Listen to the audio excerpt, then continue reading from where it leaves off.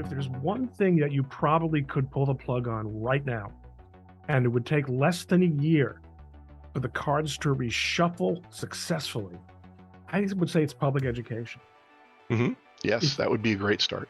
And expectations would be made of you. Standards would be enforced much more so than in the public school system. One of the reasons public schools are so degenerate now is that the people enforcing the rules, the referees, are also the players in the game.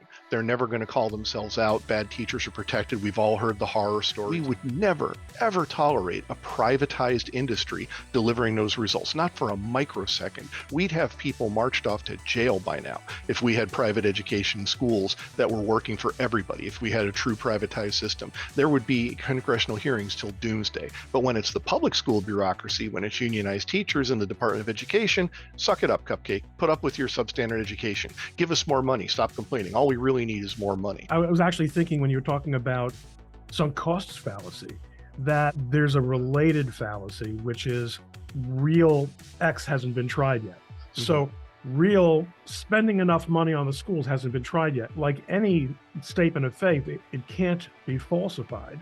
Mm-hmm. Right. But we certainly know that if it's not working now, the answer can't possibly be to go to zero. And it's clear to see that the United States is just one massive rocket launch of increased spending and declining performance, stretching back for decades. It's never stopped getting worse. And now, after the pandemic, we have this new freaking horror that we all learned about, where it turns out the schools have been turned into indoctrination centers for these radical ideologies, for transsexual fascism, for critical race theory. We never would have known because the public education system had no interest in telling parents, and they told the kids, don't tell your parents. This is between you and me, 5-year-old kid, and they go to work on your kid with hammer and tongs. We never would have known about any of this except for the pandemic lockdowns, remote learning, and parents literally looking over Junior's shoulder and losing their minds when they saw what was on the computer screen.